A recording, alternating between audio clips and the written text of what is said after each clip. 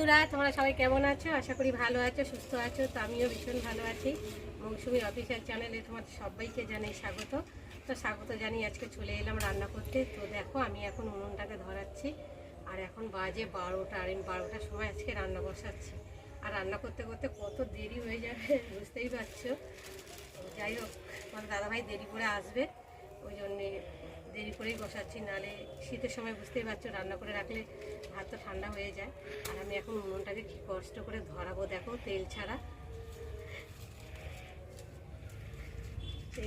উনুন কীভাবে ধরাচ্ছি দেখো। প্রথমে পাতাগুলো দিয়ে দিয়েছি, আর এই দেখো একটা প্লাস্টিক দিয়ে আমি উনুনটাকে ধরাবো। আর এই প্লাস্টিকের আগুনটা হাতে পড়লে না, চামড়া আর ছাড়বে না, উঠে যাবে। দেখো,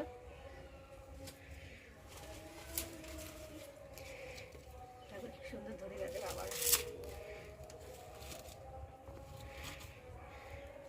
দেখো, কেরাসিন তেল লাগলো না উনুন ধরাতে গিয়ে। তোমরা যদি এইভাবে উনুন ধরাও, তাহলে তেলের প্রয়োজন হবে না। কাঠকুটো দিই, কাটতে হবে। কাটার আগে ভেঙে যাচ্ছে, কাটা তো শুকনো। তো দেখো কত সুন্দর উনুনটা ধরে গেছে দেখো। আর এখন আমি হাঁড়িটা বসিয়ে দেবো। হাঁড়িটা বসিয়ে দিয়েছি, আস্তে আস্তে ধরছে। চলো, আমি এদিকে আজকে কপি তুলব। উনান ধরিয়ে ভাত বসিয়ে চলে এলাম বাগানে। তো দেখা যাক কী তুলবো আজকে দেখো। আর কপিগুলো তো অনেক দিন হয়ে গেছে, আর ফুল, আর দেশি কপি তো বেশি মানে বড় হবে না। এই দেখো সবুজ সবুজ ভাব এসে গেছে কপির মধ্যে। তো ভাবলাম কপি তুলবো আজকে। এই দেখো, না খেলে না নষ্ট হয়ে যাবে। দেখো এরকম নীল ভাব এসে গেছে কপির মধ্যে, দেখতে পাচ্ছ। যেগুলো যে মানে আর বড় হবে না।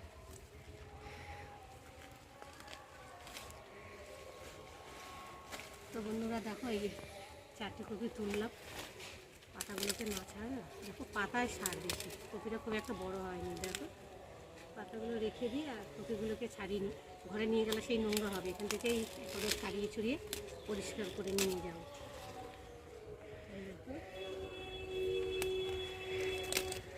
পাতাগুলো বাটা খেতে যা লাগে না, ও হেভি লাগে। তো অনেকবার পাতাগুলো বাটা করেছি, তোমাদের সাথে শেয়ার করেছি। খেতে ভীষণ ভালো লাগে গরম ভাতে। 3-4টে কপি না হলে না একটা তরকারি হবে না। বুঝতে পারছো কপিগুলো কতটা বড় বড়। দেখো দাঁড়ানি শুদ্ধ ধুলোগুলোকে তো ঝাড়িয়ে নি। এই অবস্থায় ঘরে নিয়ে গেলে ঘরে পুরো কাদা কাদা হয়ে যাবে। আর এই যে পাতাগুলোকে ফেলে দেবে, কত পাতা খাবো। তো আসো, পাতাগুলোকে আমি এখন খালের মধ্যে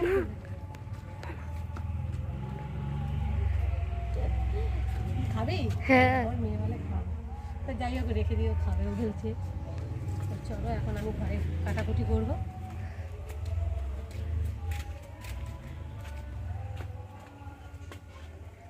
যা রোদ দিয়েছে, চড়া রোদ উঠেছে। তো রেখে দিলাম, বাটা খাবে। কপিগুলোকে এখন কাটবো।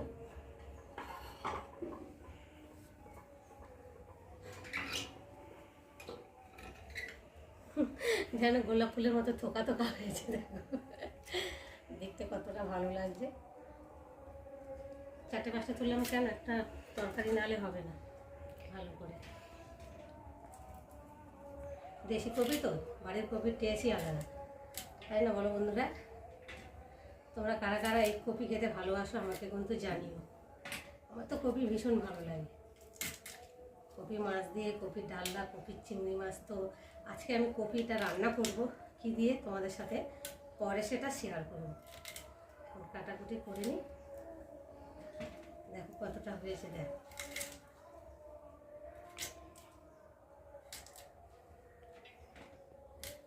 একটা সাজ হয়েছে, একটা তরকারি মতো হয়েছে।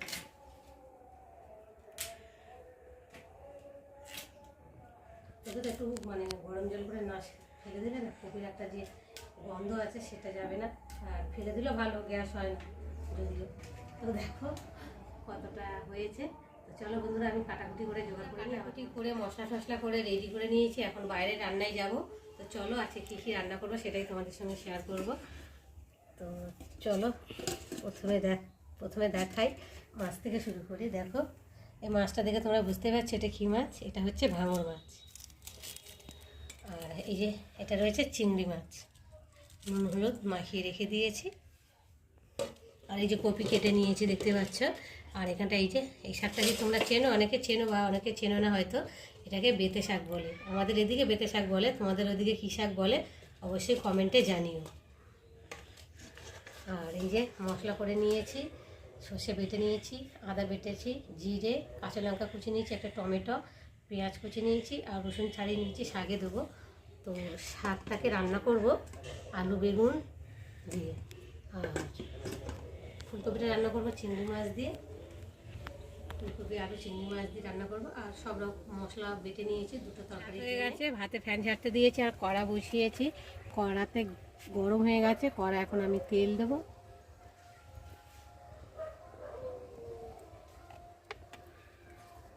তেলটা একটু ভালো করে খুন্তি দিয়ে নেড়ে নেব।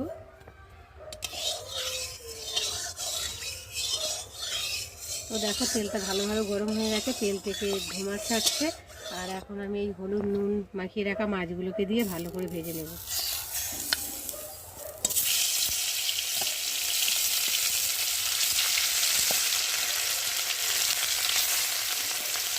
তো বন্ধুরা, তোমাদের মধ্যে কারা কারা এই ভাঙর মাছ খেতে ভালোবাসো আমাকে কিন্তু কমেন্টে জানিয়ে।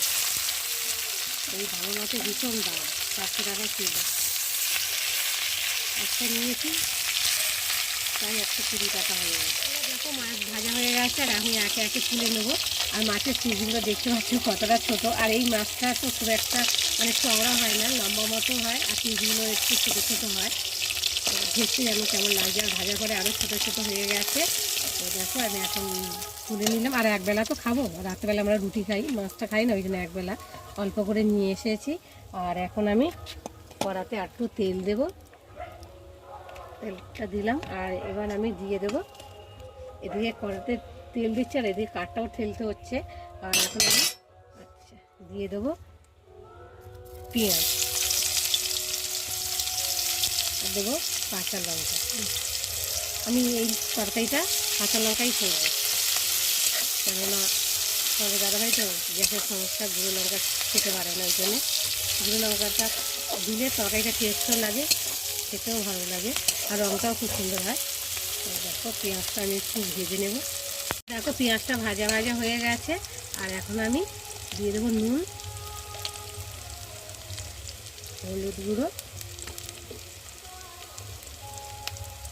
আদা বাটা, সর্ষে বাটা, আর অল্প করে জিরে, আর দিয়ে দেবো একটা টমেটো, দিয়ে মশলাটা ভালো করে কষিয়ে নেব। এটা শুধু মানে ঝাল করবো, তেল ঝাল যাকে বলে শুধু, আমাদের কোনো আলু দেবো না। আর এই মাছে আলু দিলে তো ভালো লাগে না, এই মাছটা সর্ষে বাটা দিয়ে গায়ে গায়ে মতো রান্না করলে তাহলে ভালো লাগে। মশলাটা ভালোভাবে ভাজা হয়ে গেছে, আর মশলা থেকে তেলও ছেড়ে দিয়েছে। আর মশলাটা দেখো কেমন ছাড়া ছাড়া ভাব হয়ে গেছে, তো ভালোভাবে কষানো হয়ে গেছে। আর এখন আমি জল দিয়ে দেবো।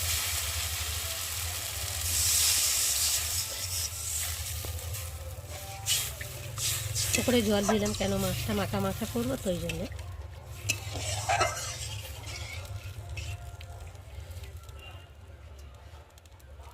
দেখো ঝোলটা ফুটে গেছে, আর একটু খুন্তি দিয়ে নাড়িয়ে দেবো। তো দেখতে পাচ্ছ, আর এখন এই যে ভেজে রাখা মাছগুলোকে দিয়ে ভালো করে ফুটিয়ে নেব।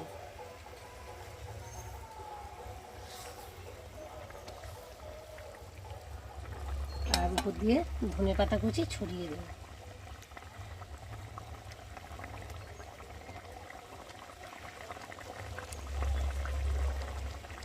চল একটু ফুটিয়ে নিই। মাছ ঝোল রেডি হয়ে গেছে, আর দেখো কত সুন্দর গায়ে গায়ে হয়েছে, আর দেখতেও ভালো লাগছে, খেতেও নিশ্চয়ই ভালো হয়েছে। তো বন্ধুরা, আজকে আমার এই মাছের রেসিপি কেমন লাগলো তোমরা কিন্তু অবশ্যই কমেন্ট করবে। ভালো লাগলে লাইক কমেন্ট শেয়ার করো, আর আমার চ্যানেলে যদি নতুন হয়ে থাকো চ্যানেলটাকে সাবস্ক্রাইব করো। তো আবার তোমাদের সঙ্গে দেখা হবে পরের ব্লগে। ততক্ষণ তোমরা তোমাদের খেয়াল রেখো।